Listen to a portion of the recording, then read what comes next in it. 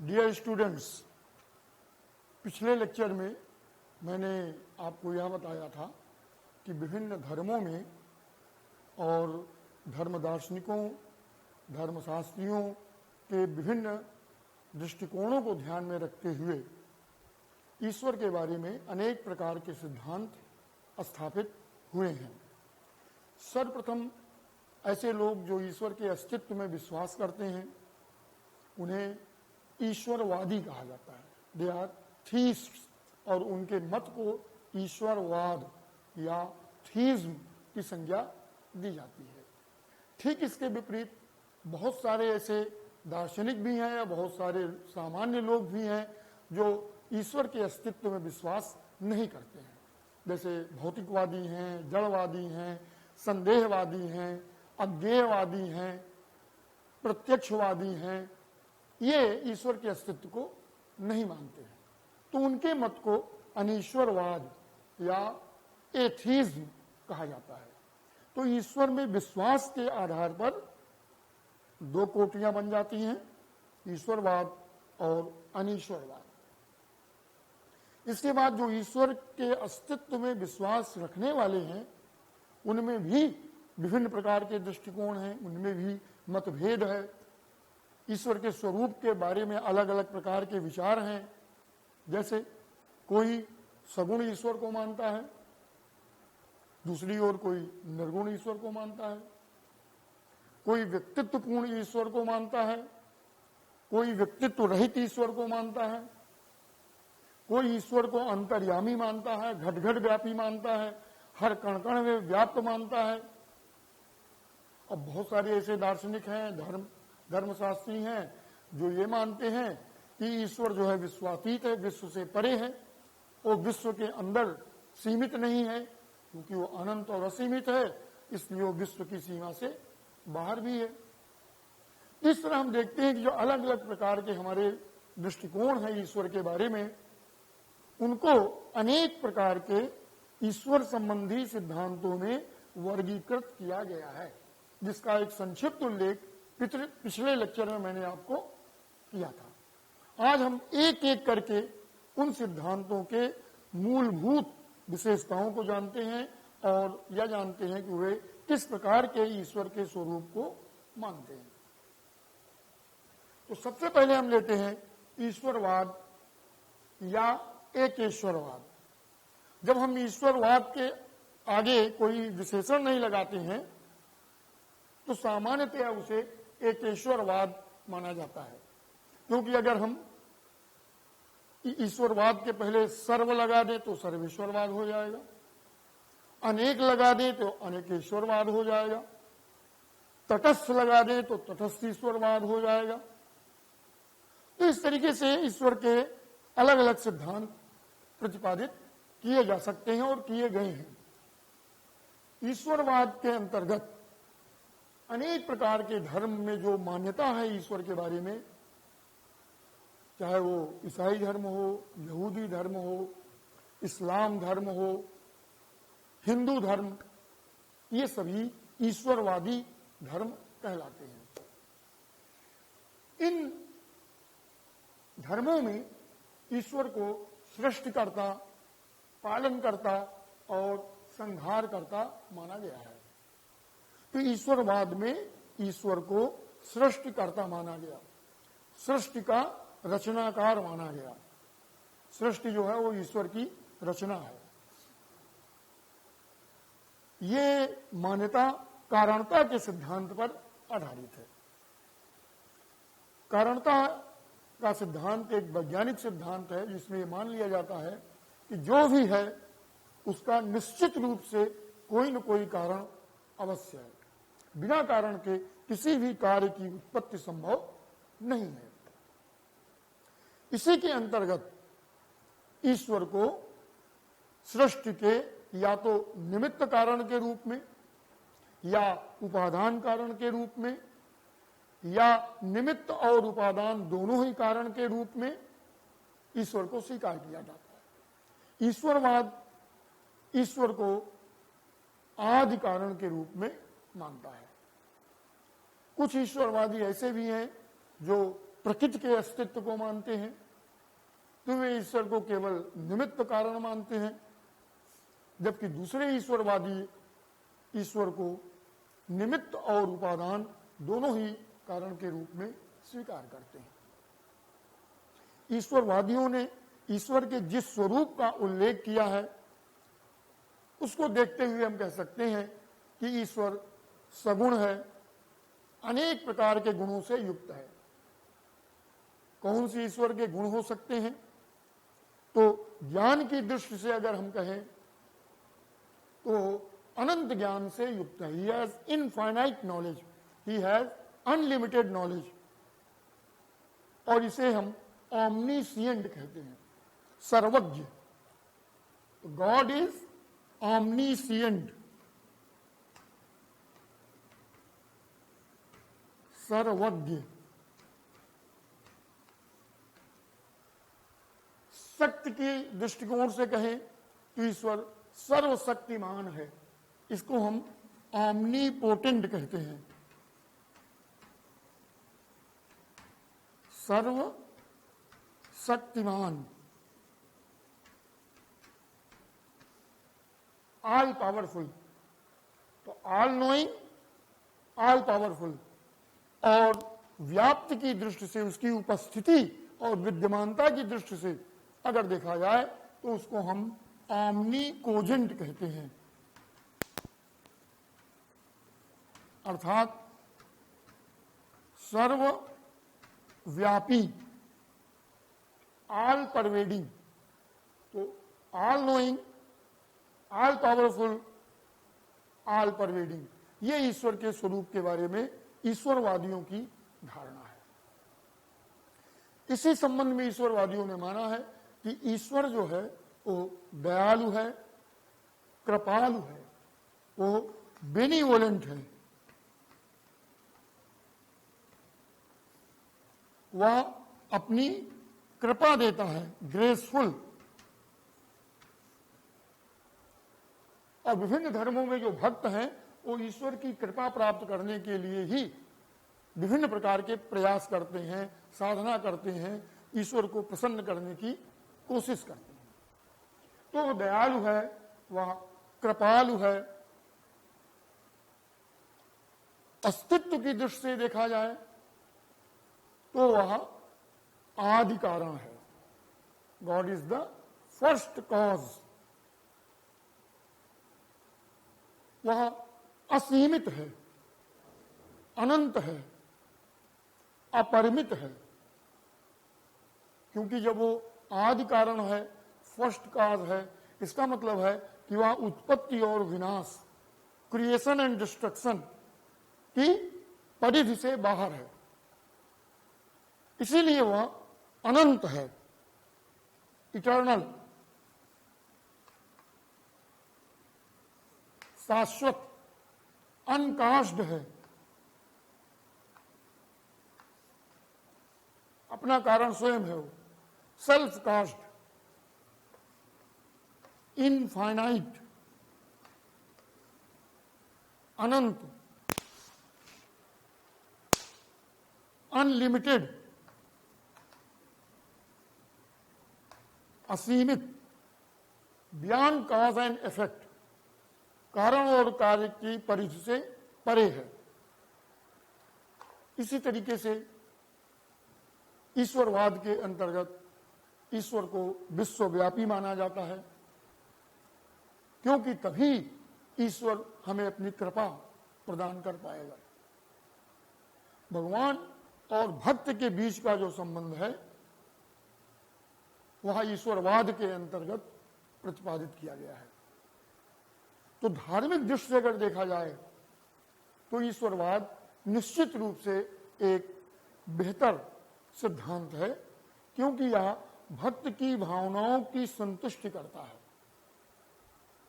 ईश्वरवाद के अनेक ऐसे समर्थक हैं जो अवतारवाद का भी समर्थन करते हैं। थ्योरी ऑफ इनकार्नेशन,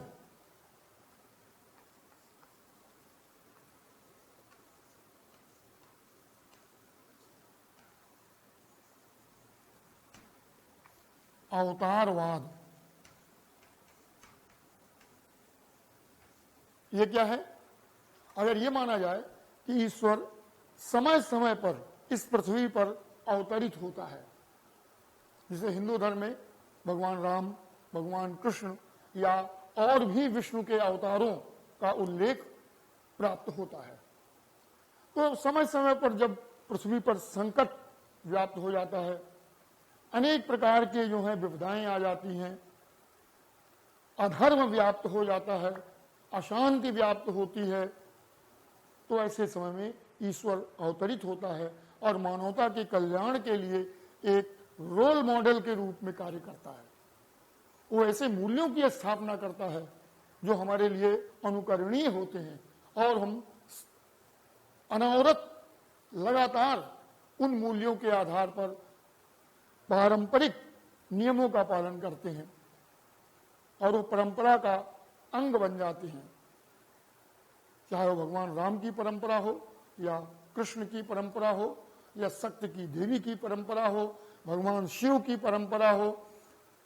इसी आधार पर अनेक प्रकार के संप्रदाय भी स्थापित हुए हैं। जैसे हिंदू धर्म के अंतर्गत जो विष्णु को अवतारी मानते हैं, विष्णु की पूजा करते हैं, वे वैष्णव हैं, और वैष्णव के अंतर्गत राम को मानने वाले और कृष्ण को मानने वाले आ जाते हैं। इसी तरीके से जो शिव की आराधना करते हैं उन्हें शैव कहा जाता है, जो सत्य की आराधना करने वाले हैं उन्हें शाक्त कहा जाता है। तो ये हिंदू धर्म में ही अनेक प्रकार के संप्रदाय बट जाते हैं, जो राम, कृष्ण, शिव या दुर्गा या अन्य प्रकार के शक्ति के रूपों को मानते हैं, स्वीकार करते हैं। तो इस तरीके से ईश्वरवाद के अंतर्गत ईश्वर को सृष्टिकर्ता माना गया, वो पालन करता है अर्थात सस्टेनर है, मेंटेनर है, वो पोषण करता है, विश्व का पोषण करता है और संहारक भी है। अब संहारक के अंतर्गत दो तरह के मत प्रचलित हो सकते हैं। एक तो हो सकता है कि सृष्टि का संहार करना, जिससे कि नए सृष्टि का निर्माण हो सके, जैसे सृष्टि और प्रलय की बात की जाती है, इवोल्यूशन या डिसोल्यूशन की बात की जाती है, उत्पत्ति और विनाश की बात की जाती है। और दूसरा सकारात्मक रूप से अगर इसको लिया जाए तो बुराइयों का संहार करने वाला, अशुभ का संहार करने वाला ईश्वर है। तो इस तरीके से ईश्वर के तीन प्रमुख रूप हैं। अगर उसके व्यक्तित्व की कल्पना की जाए तो व्यक्तित्व पूर्ण है, अनंत प्रकार के ज्ञान से विभूषित है, असीमित है, सर्वव्यापी है और साथ ही साथ समस्त ज्ञान से युक्त है, समस्त शक्तियों से युक्त है और हर जगह व्याप्त है। ऐसा ईश्वर हमें अपनी कृपा प्रदान करता है और हम पाप से मुक्त हो जाते हैं। बहुत सारे आलोचकों ने ईश्वरवाद के विरुद्ध यह आरोप लगाया है कि यह ईश्वर को अंतर्यामी मान करके सीमित बना देता है।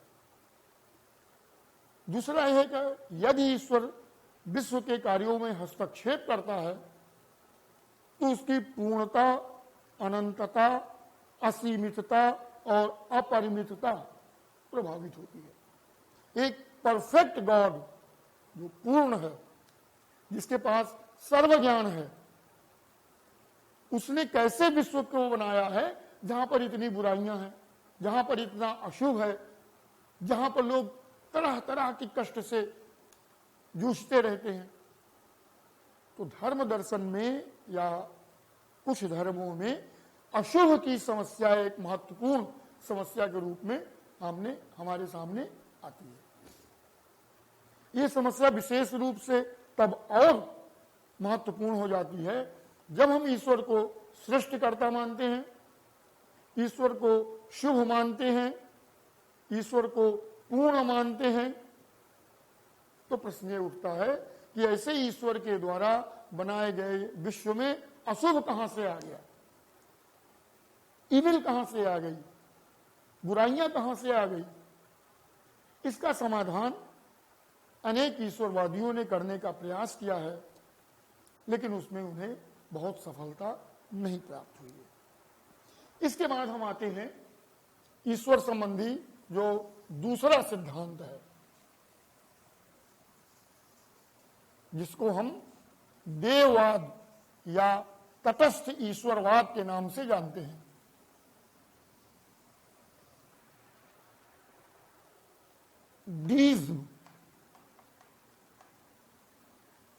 डीज्म को देववाद या कहा जाता है।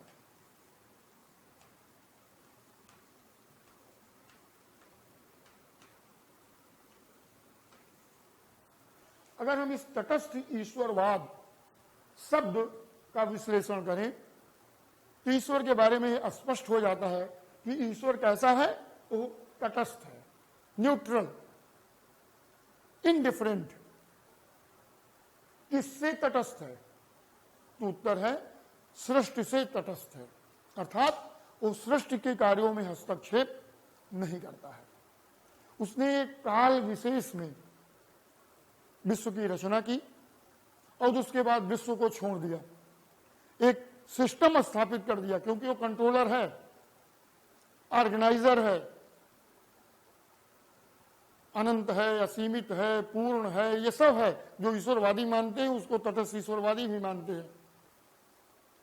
अंतर यह है, ईश्वरवादियों ने ईश्वर को अंतर्यामी माना, इमिनेंट, जबकि तटस्थ ईश्वरवादियों ने ईश्वर को तटस्थ माना, मतलब गॉड इज ट्रांसेंडेंट।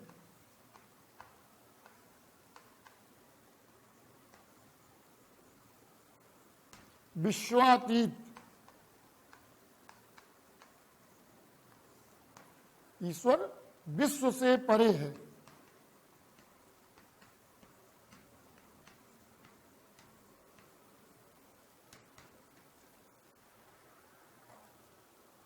वह सांसारिक कार्यों में हस्तक्षेप नहीं करता है। यहां पर एक विशेष तथ्य उल्लेखनीय है और वो है संकल्प की स्वतंत्रता, फ्रीडम ऑफ विल। ईश्वरवाद में संकल्प की स्वतंत्रता किसी मायने में आहत होती है। अगर ईश्वर सांसारिक कार्यों में हस्तक्षेप कर रहा है तब तो हमारी स्वतंत्रता जो है बाधित होती है। दूसरा ये होता है कि हम जो अपने कर्मों के लिए उत्तरदायी हैं उसमें भी व्यवधान पड़ जाता है। अगर ईश्वर ने किसी पापी को, अशुभ कर्म करने वाले को अपनी कृपा प्रदान करके और पाप से मुक्त कर दिया तो उससे तो अपने कर्मों का परिणाम मिला ही नहीं, कर्मों का फल तो उसे भोगना ही नहीं पड़ता है। तो इसलिए तटस्थ ईश्वरवादियों ने, जिसमें कि चब हैं, चरवरी के हर्बर्ट हैं, ये कई टोलैंड हैं, विलियम टोलैंड, थॉमस चब, ये सब तटस्थ ईश्वरवाद के प्रवर्तक हैं। इन लोगों ने यह माना है कि ईश्वर विश्वातीत है, विश्व से परे है, वो विश्व में व्याप्त नहीं है। वहां संकल्प की स्वतंत्रता मनुष्य को प्रदान करता है, मतलब सृष्टि की रचना के समय ही संकल्प की स्वतंत्रता मनुष्य को दे दी जाती है। और अब मनुष्य एक विवेकशील प्राणी है। जब वो अपनी संकल्प की स्वतंत्रता का दुरुपयोग करता है तो विभिन्न प्रकार के पाप का भागी होता है। उसके द्वारा विभिन्न प्रकार के अशुभ, अनैतिक, अधार्मिक कर्म किए जाते हैं और फिर वह उन कर्मों के लिए उत्तरदायी होने पर उनका दंड प्राप्त करता है। ईश्वर कृपालु या दयालु नहीं है, वह पूर्ण है। इस प्रकार इस विश्व की रचना करता है कि उसमें हस्तक्षेप करने की आवश्यकता न पड़े। तो इस तरीके से देखा जाए तो तटस्थ ईश्वरवाद ईश्वरवाद की कमियों को, विसंगतियों को दूर करने की कोशिश करता है, लेकिन उसके विरुद्ध भी आरोप लगाया जाता है कि तटस्थ ईश्वरवाद धार्मिक दृष्टि से महत्वपूर्ण नहीं है, क्योंकि यदि ईश्वर कृपालु नहीं है, ईश्वर दयालु नहीं है, विश्व में व्याप्त नहीं है, तो हम उसकी पूजा कैसे कर सकते हैं? वो कैसे हमारी आराधना का विषय होगा? और किस प्रकार वो हमें अपनी कृपा प्रदान करके हमारे पाप से हमको मुक्त कर देगा? तो धार्मिक भावनाओं की संतुष्टि तटस्थ ईश्वरवाद में नहीं हो पाती है। तो इसलिए कहा जाता है कि अगर धार्मिक दृष्टि से देखा जाए तो तटस्थ ईश्वरवाद या देववाद या डीज्म यहां उपादेय नहीं है, क्योंकि इससे भक्त की जो आराधक है उसकी धार्मिक भावनाओं की संतुष्टि नहीं हो पाती है। तीसरे नंबर पर जो सिद्धांत आता है वह है सर्वेश्वरवाद।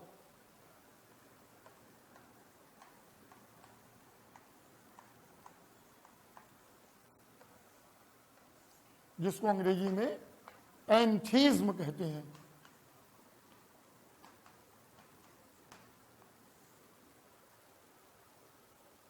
सर्व ईश्वरवाद, वाद माने सिद्धांत, एक ऐसा सिद्धांत जो ईश्वर को सब कुछ मानता है।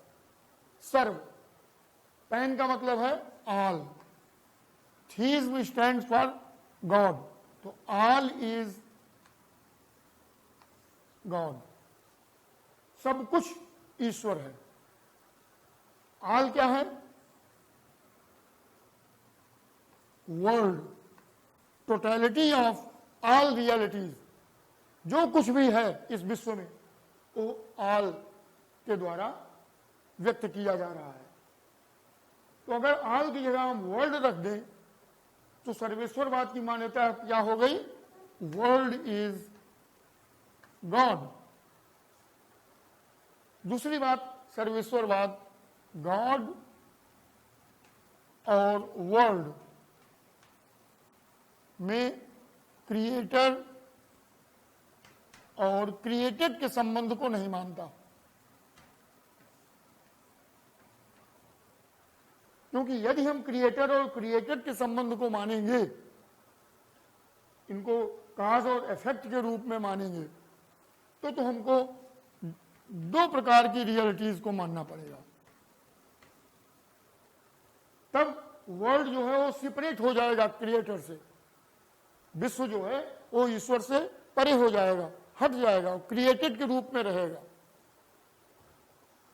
सर्वेश्वरवाद ये मानता है कि ईश्वर और विश्व के बीच तादात्म्य संबंध है। God and world are identical, दोनों के बीच पर्याय, आइडेंटिकल माने दोनों एक हैं, both are one and the same. तो दोनों एक कैसे हो सकते हैं? ईश्वर को हम विश्व से अलग कैसे मानते हैं? तो सर्वेश्वरवादी मानते हैं कि गॉड का मॉडिफिकेशन वर्ल्ड है। गॉड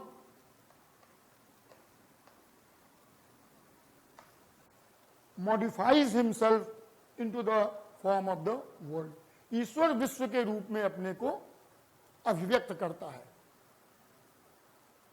या वो आविर्भाव लेता है, प्रकट होता है। तो ईश्वर को हम मॉडिफिकेशन, एक्सप्रेशन,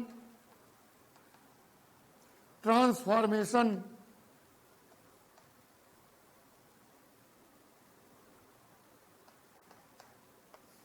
कुछ भी मान सकते हैं।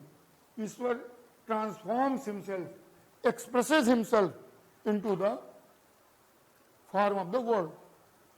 दूसरे शब्दों में आप कह सकते हैं विश्व ईश्वर की अभिव्यक्ति है या विश्व ईश्वर का परिणाम है। अब जब ईश्वर और विश्व में तात्विक भेद नहीं है, metaphysically both are not different, both are one and the same, there is only difference of expression. One is unmodified, other is modified. One is untransformed, other is transformed. जैसे हम लोग विभिन्न प्रकार के रूप धारण करते हैं, वैसे ही ईश्वर भी विश्व के रूप में अपने को प्रकट करता है। अब जब विश्व स्वयं ईश्वर ही है, तो ईश्वर विश्व से परे कैसे रह सकता है? तो इसलिए कहा गया कि both are one and the same. Oh, transcendent भी है, नेचुरा नेचुरेटा, जैसा कि स्पिनोजा ने कहा, एक तो विश्व का अपना, एक तो सृष्टिकर्ता का अपना रूप है, ईश्वर का स्वयं का रूप है जब सृष्टि नहीं है, अव्यक्त है वो, अपरिणामी है वो, और बाद में जब अपने को अव्यक्त कर देता है तो उसका विश्व रूप हो जाता है। इस तरीके से ईश्वर के दो रूपों का उल्लेख इस सर्वेश्वरवाद के अंतर्गत किया गया है। और गॉड इज नॉट ट्रांसेंडेंट, वो विश्वातीत नहीं है, क्योंकि वो विश्व ही है तो अंतर्यामी है, वो कण कण में व्याप्त है, इज एवरीवेयर। भारतीय उपनिषदों में इसी प्रकार की धारणा मानी गई है, जहां पर कहा जाता है कि एवरीथिंग इज गॉड। ईशावास्यमिदं सर्वम यत् किंच जगत्याम जगत, what ever is there in this world that is form of God. जब हम स्पार्क ऑफ डिविनिटी की बात करते हैं, देवत्व की चिंगारी, तो उपनिषद ब्रह्म के 5 कोषों का उल्लेख करते हैं कि किस तरह से अलग अलग कोष ब्रह्म के हैं, अन्नमय, प्राणमय, मनोमय, विज्ञानमय, आनंद, लेकिन सब ब्रह्म है। अन्न में भी है, प्राण में भी है, मन में भी है, विज्ञान में भी है, और आनंदमय तो है ही है। इस तरीके से सर्वेश्वरवाद ईश्वर और विश्व के बीच एक आइडेंटिकल तादात्म्य संबंध की स्थापना करता है। जो धार्मिक दृष्टि से समस्याएं तटस्थ ईश्वरवाद में हैं, उस तरह की समस्याएं सर्वेश्वरवाद में तो नहीं है, लेकिन यहां एक समस्या जरूर आ जाती है, वह है चित और अचित के संबंध की स्थापना में। क्योंकि इस विश्व में 2 प्रकार की शक्तियां हैं, चित भी है, जीवात्मा भी है, प्राणमय सत्ता भी है, और दूसरी तरफ अचित पदार्थ, जड़ पदार्थ भी हैं। इन दोनों के बीच कैसे संबंध हो सकता है, और कैसे हम ये माने कि ईश्वर और विश्व दोनों एक ही हैं? तो ये सर्वेश्वरवाद की अपनी समस्या है। और दूसरी समस्या आती है, यदि ईश्वर और विश्व तादात्म्य रूप हैं, तो विश्व तो सीमित है, it is limited, it is finite, it is created, तो क्या ईश्वर भी फाइनाइट है? तो ईश्वर की असीमितता, ईश्वर की पूर्णता यहां पर खंडित हो जाती है, बाधित हो जाती है।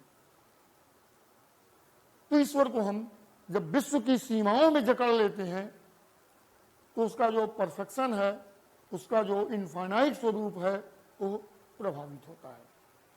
इसे सुधारने के लिए इसी से मिलता जुलता एक अन्य प्रकार के सिद्धांत का प्रतिपादन धर्म दार्शनिकों के द्वारा किया गया है, और उसे हम पैनेंथीज्म के नाम से जानते हैं, जिसको कि हिंदी में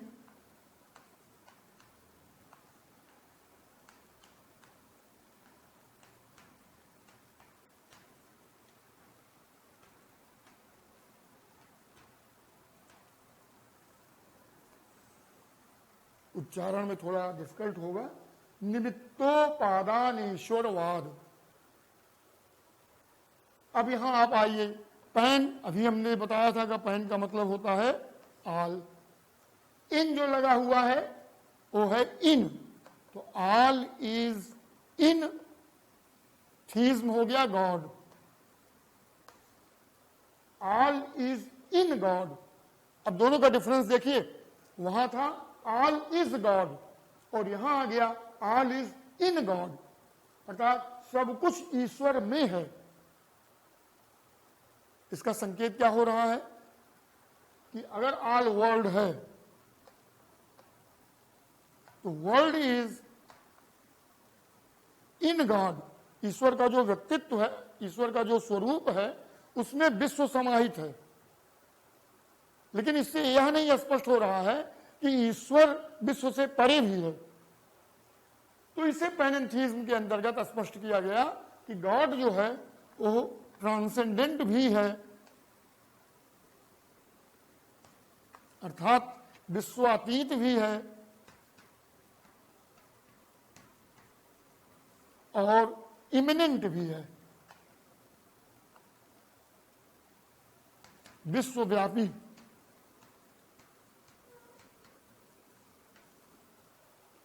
ऐसा मान लेने से कम जो एक समस्या आ रही थी कि यदि ईश्वर और विश्व दोनों एक हैं तो ईश्वर असीमित कैसे है, पूर्ण कैसे है, अपरिमित कैसे है, तब तो उसकी असीमितता बाधित हो जाती है, क्योंकि विश्व जो है उत्पन्न होने के कारण अनित्य है। तो अगर ईश्वर नित्य है तो विश्व जो है अनित्य कैसे है, तमाम समस्याएं उत्पन्न होती हैं। लेकिन निमित्तोपादानेश्वरवाद में देखिए, इन शब्दों पे अगर जोड़ दिया जाए तो दो शब्द हैं, निमित्त। निमित्त कहते हैं एफिशिएंट को, एफिशिएंट कॉज, निमित्त, निमित्त कारण। दूसरा क्या है, उपादान। उपादान कहते हैं मटेरियल कॉज को।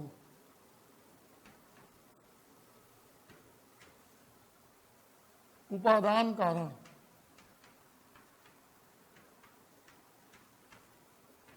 इसको ऐसे समझिए, जैसे ये मेज है, तो मेज का जो निर्माता है वो निमित्त कारण कहलाता है। बढ़ई, कारपेंटर, वो एफिशिएंट कॉज है। मेज जिस चीज से बनी हुई है वो उसका उपादान कारण या मटेरियल कॉज कहलाता है। मटेरियल, जिस मटेरियल से बना है, जो मैटर से बना हुआ है, वो मटेरियल कॉज है। तो ईश्वर बाहर से कहीं कोई चीज लेकर के वो विश्व की रचना नहीं करता है। वो इतना असीम है, अनंत है, पूर्ण है, सर्वशक्तिमान है, सर्वव्यापी है कि वो स्वयं अपने से ही इस विश्व की रचना करता है। तो world is part of God, but God is outside the world also. God is inside the world as well as outside the world. वो केवल विश्व की सीमाओं में बंधा हुआ नहीं है। ऑल इज इन गॉड को आप ऐसे समझ सकते हैं, जैसे ये मान लीजिए गॉड का सर्किल है, तो विश्व ये दोनों एक ही नहीं है। विश्व जो है इसके अंतर्गत है। अब हम ईश्वर को विश्व की सीमाओं में बंधा नहीं पा रहे हैं, क्योंकि विश्व का सर्किल अगर छोटा है तो ईश्वर उससे बाहर भी है, ट्रांसेंडेंट, आउटसाइड द वर्ल्ड। लेकिन इतना बड़ा वो है कि विश्व इसी में समाहित है। तो वर्ल्ड इज इमिनेंटेड गॉड, उसी में वो समाहित है। लेकिन ईश्वर उससे ऊपर है, उससे परे है, विश्वातीत है। तो इस तरीके से देखा जाए तो ईश्वर के बारे में जो विभिन्न प्रकार के मत प्रचलित हैं, उन्हें देखते हुए मुख्य रूप से 4 सिद्धांत प्रतिपादित हुए हैं, जिनको कि हम ईश्वर संबंधी सिद्धांत मानते हैं।